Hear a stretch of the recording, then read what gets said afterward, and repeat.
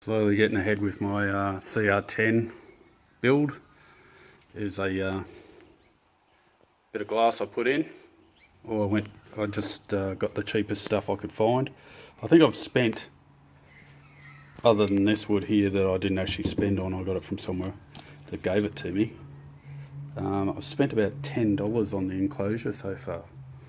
And yeah, it looks it too. But once I clean up this wood over here and level and put a bead across the back, you won't even know it. And I got this mirror and I didn't even realize it had the Sundance Saloon on it, which is a local haunt around our area.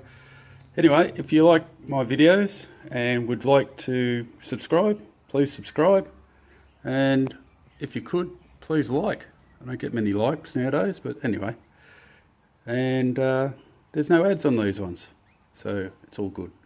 Okay, thanks everyone, and have a good weekend.